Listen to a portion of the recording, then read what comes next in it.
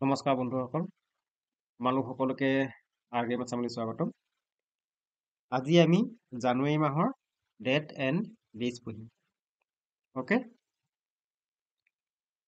চোৱা 1 জানুৱাৰী DRDO day. ইয়াৰ সম্পূৰ্ণ নামটো হ'ল defence research and development organisation. আমাৰ ভাৰতবৰ্ষৰ হয় হা। এই DRDO হেডকোৱাৰ্টাৰটো আছে নতুন দিল্লীত, আৰু এই সংস্থাটো প্ৰতিষ্ঠা কৰিছিল 1958 চনত। বুজি পাইছা? 4 জানুৱাৰী ৱৰ্ল্ড ব্ৰেইল ডে। এইটো খুবেই ইম্পৰ্টেণ্ট কিন্তু দেই। চোৱা, কিয় 4 জানুৱাৰী দিনাখন বিশ্ব ব্ৰেইল দিৱস হিচাপে পালন কৰা হয়। এইফালে চোৱা, এইজন হৈছে লুইচ ব্ৰেইল। এই ব্যক্তিজন জন্ম হৈছিল 4 জানুৱাৰী 1809 চনত হা। এই লুইচ ব্ৰেইলে এবিধ কীবোৰ্ড আৱিষ্কাৰ কৰিছিল। এই কীবোৰ্ডখনৰ সহায়ত অন্ধ মানুহবিলাকে লিখিব আৰু পঢ়িব পাৰে। বুজি পাইছেনে? চোৱা, যিবিলাক অন্ধ মানুহ আছে, ব্লাইণ্ড পিপুল আছে, সেই মানুহবিলাকেতো দেখি নাপায়, হয়নে নহয়? তো সেই মানুহবিলাকে কেনেকৈ পঢ়িব? এই লুইচ ব্ৰেইলে আৱিষ্কাৰ কৰা কীবোৰ্ডখনৰ সহায়ত অন্ধ মানুহবিলাকে স্পৰ্শ কৰি পঢ়িব আৰু লিখিব পাৰে হা। এই যে লুইচ ব্ৰেইলে এনেকুৱা এটা মহান কাম কৰিলে, এই কামটোৰ স্মৃতি ৰক্ষাৰ কাৰণেই 4 জানুৱাৰী দিনাখন বিশ্ব ব্ৰেইল দিৱস হিচাপে পালন কৰা হয়। বুজি পাইছা? Louis Braille invented a keyboard. Louis ব্ৰেইলে এখন কীবোৰ্ড আৱিষ্কাৰ কৰিছিল। কিহৰ? Of reading and writing, which is called Braille, যাক ব্ৰেইল বুলি কোৱা হয় হা। আৰু এই কীবোৰ্ডখন অন্ধ মানুহবিলাকে পঢ়িব আৰু লিখিবৰ কাৰণে ব্যৱহাৰ কৰে। মনত থাকিবনে? এতিয়া চোৱা 9 জানুৱাৰী NRI ডে। NRI, ইয়াৰ সম্পূৰ্ণ নামটো হ'ল নন ৰেচিডেণ্ট ইণ্ডিয়ান। অসমীয়াত ক'ব প্ৰৱাসী ভাৰতীয়। প্ৰৱাসী ভাৰতীয় মানে বুজি পাইছে নাই? যিবিলাক ব্যক্তিয়ে আমাৰ ভাৰতবৰ্ষৰ বাহিৰৰ দেশত থাকি কিনে পঢ়িব, মানে আমাৰ ভাৰতবৰ্ষৰ পৰা বাহিৰৰ দেশলৈ পঢ়িব বা ব্যৱসায় বাণিজ্য কৰিবৰ কাৰণে যায়, সেই ব্যক্তিসকলকে প্ৰৱাসী বুলি কয় হা। আমাৰ মহাত্মা গান্ধীয়ে চাউথ আফ্ৰিকাত পঢ়িবলৈ গৈছিল, হয়নে? মহাত্মা গান্ধীয়ে যেতিয়া চাউথ আফ্ৰিকাত পঢ়িবলৈ যোৱাৰ পাছত যেতিয়া পঢ়া শেষ হ'ল, তেতিয়া মহাত্মা গান্ধীয়ে আমাৰ ভাৰতবৰ্ষলৈ চাউথ আফ্ৰিকাৰ পৰা ঘূৰি আহিছিল 9 জানুৱাৰী 1915 চনত। সেয়েহে 9 জানুৱাৰী দিনাখন আমাৰ ভাৰতবৰ্ষত প্ৰৱাসী ভাৰতীয় দিৱস হিচাপে পালন কৰা হয়। বুজি পাইছা? এতিয়া চোৱা 10 জানুৱাৰী ৱৰ্ল্ড হিন্দী ডে, বিশ্ব হিন্দী দিৱস। কিন্তু এইখিনিতে এটা মনত থবা দেই। চোৱা, নেশ্যনেল হিন্দী ডে, ৰাষ্ট্ৰীয় হিন্দী দিৱস পালন কৰে 14 ছেপ্টেম্বৰত। বুজি পাইছা? 12 জানুৱাৰী নেশ্যনেল ইউথ ডে, ৰাষ্ট্ৰীয় যুৱক যুৱতী দিৱস, মানে বা ৰাষ্ট্ৰীয় যুৱা দিৱস। যিবিলাক ডেকা গাভৰু ল'ৰা ছোৱালী আছে, হয়নে, তেওঁলোকৰ কাৰণে 12 জানুৱাৰী দিনাখন নেশ্যনেল ইউথ ডে হিচাপে পালন কৰে। আমাৰ ভাৰতবৰ্ষৰ স্বামী বিবেকানন্দ, স্বামী বিবেকানন্দৰ জন্মদিনত ৰাষ্ট্ৰীয় যুৱক দিৱস হিচাপে পালন কৰা হয়। এইটো মনত থবা দেই, কাৰ জন্মদিনত ৰাষ্ট্ৰীয় যুৱক দিৱস পালন কৰে? স্বামী বিবেকানন্দ, এইজন। দেখিছা? এইখিনিতে আৰু এটা কথা মনত থবা দেই, ইণ্টাৰনেশ্যনেল ইউথ ডে, আন্তঃৰাষ্ট্ৰীয় যুৱক দিৱস পালন কৰে 12 আগষ্ট। মনত থাকিব নহয়? 14 জানুৱাৰী ইণ্ডিয়া আৰ্ম ফ'ৰ্চ ভেটাৰানছ ডে। মই এইবিলাক অসমীয়া লিখি দিয়া নাই হা, তোমালোকে নিজেই ডিক্সনেৰী চাই এইবিলাক অসমীয়ালৈ অনুবাদ কৰি ল'বা। ভেটাৰানছ মানে কাক কি কয় অসমীয়াত, ফ'ৰ্চ মানে কি, বুজি পাইছেনে? মনত থাকিব নহয়? কি কি পালো আমি? 1 জানুৱাৰী DRDO ডে, হয়নে? 4 জানুৱাৰী ৱৰ্ল্ড ব্ৰেইল ডে, 9 জানুৱাৰী NRI ডে বা অসমীয়াত ক'ব প্ৰবাসী ভাৰতীয় দিৱস, হয়নে? 10 জানুৱাৰী ৱৰ্ল্ড হিন্দী ডে, কিন্তু নেশ্যনেল হিন্দী ডে 14 ছেপ্টেম্বৰ, হয়নে? 12 জানুৱাৰী নেশ্যনেল ইউথ ডে, কিন্তু ইণ্টাৰনেশ্যনেল ইউথ ডে পালন কৰে 12 আগষ্ট। 14 জানুৱাৰী ইণ্ডিয়া আৰ্ম ফ'ৰ্চ ভেটাৰানছ ডে। ইয়ালৈকে বুজি পাইছা? এতিয়া চোৱা 15 জানুৱাৰী ইণ্ডিয়ান আৰ্মি ডে, 19 জানুৱাৰী NDRF ডে। NDRF ইয়াৰ সম্পূৰ্ণ নামটো হ'ল নেশ্যনেল ডিজাষ্টাৰ ৰেছপন্স ফ'ৰ্চ, অসমীয়াত ক'ব ৰাষ্ট্ৰীয় দুৰ্যোগ সহায়কাৰী বাহিনী। চোৱা ইয়াৰ এই NDRFৰ কাম হ'ল, ধৰি লোৱা আমাৰ ভাৰতবৰ্ষত কোনোবা ঠাইত ভূমিকম্প হ'ল বা বানপানী হ'ল। এই ভূমিকম্প বা বানপানীৰ ফলত যিবিলাক মানুহে বিপদত পৰে বা যিবিলাক জীৱ জন্তুৱে বিপদত পৰে, তেওঁলোকক উদ্ধাৰ কৰা কামটোৱে হৈছে NDRFৰ কাম। বুজি পাইছা? National disaster response day. 21 জানুৱাৰী statehood of Meghalaya, Manipur and Tripura. 21 জানুৱাৰী 1972 চনত ত্ৰিপুৰা, মণিপুৰ আৰু মেঘালয় এই তিনিখন ৰাজ্যই সুকীয়া ৰাজ্য হিচাপে স্বীকৃতি পাইছিল। 23 জানুৱাৰী এইটো কিন্তু খুবেই ইম্পৰ্টেণ্ট দেই। আমি আগতে সকলোৱে পাই আহিছোঁ যে 23 জানুৱাৰীত নেতাজী সুভাষ চন্দ্ৰ বসুৰ জন্মদিন, হয়নে? এই নেতাজী জন্মদিনটোতেই ভাৰত চৰকাৰে পৰাক্ৰম দিৱস হিচাপে ঘোষণা কৰে। চোৱা আজিকালি নতুনকৈ যিবিলাক কেলেণ্ডাৰ ওলায়, সেই কেলেণ্ডাৰবিলাকত 23 জানুৱাৰীত পৰাক্ৰম দিৱস হিচাপে লেখা থাকিব। বুজি পাইছেনে? নেতাজী জন্মদিন বুলি লেখা নাথাকে। তো এইটো খুবেই ইম্পৰ্টেণ্ট কিন্তু দেই, পৰীক্ষাত আহি যাব যে পৰাক্ৰম দিৱস কাৰ জন্মদিনত পালন কৰা হয়। বুজি পাইছা? কি কি পালো আমি?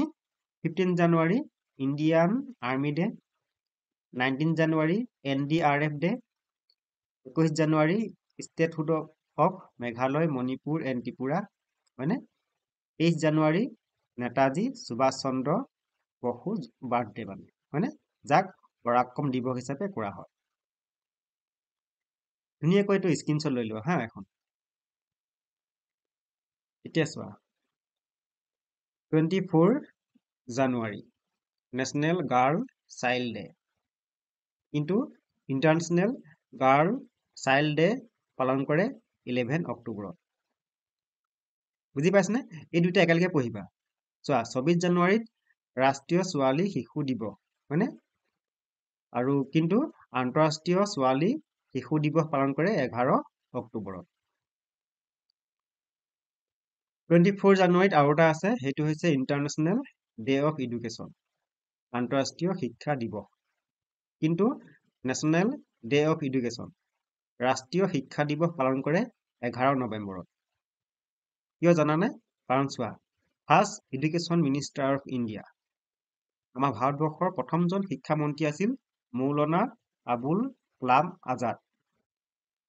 এই ব্যক্তিজনৰ জন্মদিনটোতেই 11 নৱেম্বৰত আমাৰ ভাৰতবৰ্ষত ৰাষ্ট্ৰীয় শিক্ষা দিৱস হিচাপে পালন কৰা হয়। বুজি পাইছে? মই ইয়াত এই আবুল কালাম আজাদৰ ফটোখন দিবলৈ থাকি গ'ল PDF দিওঁতে ফটোখন ইয়াত আপলোড কৰি দিম। অ'কে। 25 জানুৱাৰী নেশ্যনেল ভোটাৰ্ছ ডে, আৰু এটা আছে নেশ্যনেল টুৰিজিম ডে। 26 জানুৱাৰী আমি সকলোৱে জানো, হয়নে? ৰিপাব্লিক ডে বা গণতন্ত্ৰ দিৱস। আৰু এটা আছে ইণ্টাৰনেশ্যনেল কাষ্টমছ ডে, আন্তঃৰাষ্ট্ৰীয় শুক্ল দিৱস। কাষ্টমছ মানে শুক্ল বা কৰ, ইংৰাজীত ক'ব টেক্স। চোৱা কাষ্টম মানেও বেলেগ অৰ্থ বুজায়, আৰু কাষ্টমছ ইয়াত এছটো লগাই দিলেই এই কাষ্টমৰ লগত এছ লগাই দিলেই শুক্ল বা কৰ বুজায়, যাক ইংৰাজীত টেক্স বুলি কয়। বুজি পাইছেনে? কি পালো আমি? 24 জানুৱাৰী নেশ্যনেল গাৰ্ল চাইল্ড ডে, আৰু এটা আছে international day of education.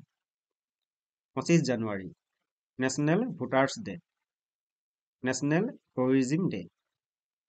26 January Republic day. আৰু এটা আছে ইণ্টাৰনেশ্যনেল কাষ্টমছ ডে। বুজি পাইছা ধুনীয়াকৈ? 27 জানুৱাৰী পাৰিলে তোমালোকে এইবিলাক ভিডিঅ'টো চাই যাওঁতে বহি ধুনীয়াকৈ নোট কৰি যাবা হা, তেতিয়া বেছিকৈ মনত থাকিব। আৰু সপ্তাহত 2-3 বাৰ ৰিভাইজ কৰিবা। অ'কে? 27 জানুৱাৰী ইণ্টাৰনেশ্যনেল হলোকষ্ট ৰিমেম্বাৰেন্স ডে, আন্তঃৰাষ্ট্ৰীয় হলোকষ্ট ৱৰণ দিৱস। চোৱা, হলোকষ্ট মানে কি? হলোকষ্ট মানে হ'ল এনেকুৱা এটা পৰিৱেশ যিটো পৰিৱেশত বহুত বস্তু ধ্বংস হোৱাৰ লগতে বহুতো মানুহে মৃত্যুবৰণ কৰে হা, সেই পৰিৱেশটোকে হলোকষ্ট বুলি কয়। বুজি পাইছেনে? হলোকষ্ট মিনছ এ চিটুৱেশ্যন, এনেকুৱা এটা পৰিৱেশ বুজায় হুৱেৰ, য'ত মানে এ great many things R destroyed, বহুতো মানে বস্তু বা সা সম্পত্তি ধ্বংস হয়। And A great many people R died, আৰু লগতে বহুত মানুহ মৃত্যুবৰণ কৰে। এনেকুৱা পৰিৱেশটোকে হলোকষ্ট বুলি কয়। উদাহৰণস্বৰূপে হ'ল চোৱা, মধ্য প্ৰদেশৰ ভূপাল নামৰ ঠাইত ভূপাল গেছ ট্ৰেজেডি হৈছিল। মানে কি হ'ল, মধ্য প্ৰদেশৰ ভূপাল নামৰ ঠাইখনত মিথাইল নামৰ এবিধ গেছ মানে বিস্ফোৰণ হৈছিল হা। এই গেছবিধৰ বিস্ফোৰণৰ ফলত এই ভূপাল নামৰ ঠাইখনত বহুত মানুহে মৃত্যুবৰণ কৰাৰ লগতে বহুতো সা সম্পত্তি ধ্বংস হৈছিল। আৰু এনেকুৱা এটা পৰিৱেশ যাতে পুনৰাই নহয় হা, তাৰ স্মৃতি ৰক্ষাৰ কাৰণেই আন্তঃৰাষ্ট্ৰীয় হলোকষ্ট ৱৰণ দিৱস পালন কৰা হয় 27 জানুৱাৰী। বুজি পাইছা? 30 জানুৱাৰী মাৰ্টায়াৰ্ছ ডে, বা এইটো গণতন্ত্ৰ দিৱস নহয় দেই, ৰবা, এইটো শ্বহীদ দিৱস হ'ব লাগিছিলে, ভুল হৈ গ'ল, এক মিনিট ৰবা হা, ভুল কৰি দিছোঁ।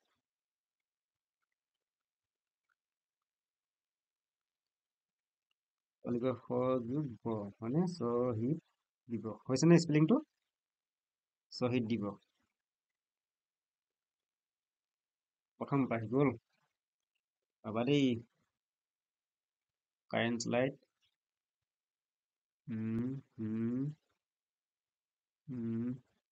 প্ৰথম পাই গৈছো, এক মিনিট ৰবা হা।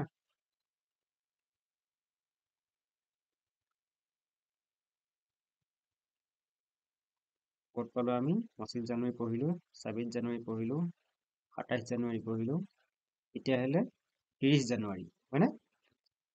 30 জানুৱাৰীক কয় 30 জানুৱাৰীত শ্বহীদ দিৱস হিচাপে পালন কৰা হয় হয়নে? তোমালোকে সকলোৱে জানা যে নাথুৰাম গডছে মহাত্মা গান্ধীক গুলীয়াই হত্যা কৰিছিল হয়নে?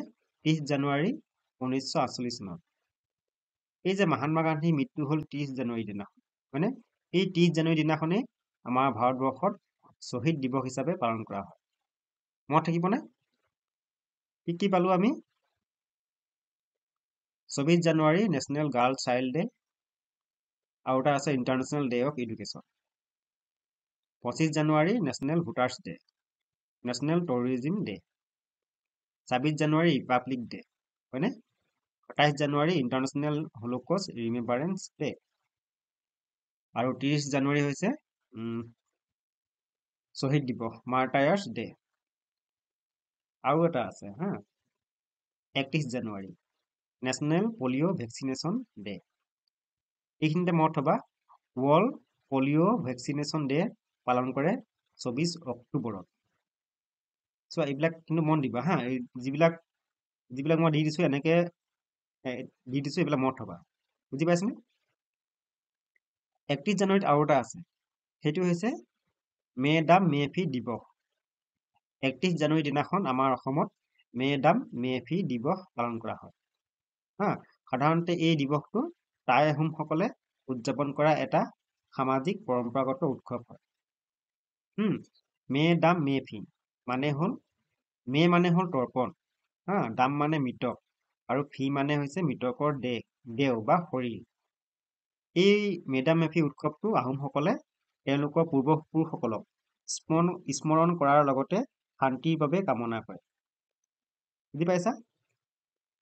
তো আজি আমি জানুৱাৰী মাহৰ ধুনীয়াকৈ ডেট এণ্ড ডিজ পঢ়িলোঁ। তোমালোকে এইখিনি ধুনীয়াকৈ বহীত নোট ডাউন কৰি থবা, নতুবা টেলিগ্ৰাম চেনেলত মই PDF টো দিম, তাৰ পৰা ধুনীয়াকৈ ডাউনলোড কৰি ল'বা। অ'কে, তো জানুৱাৰী মাহ ইমানে আছিলে। আমি নেক্সট ফেব্ৰুৱাৰী মাহৰ আৰম্ভ কৰিম।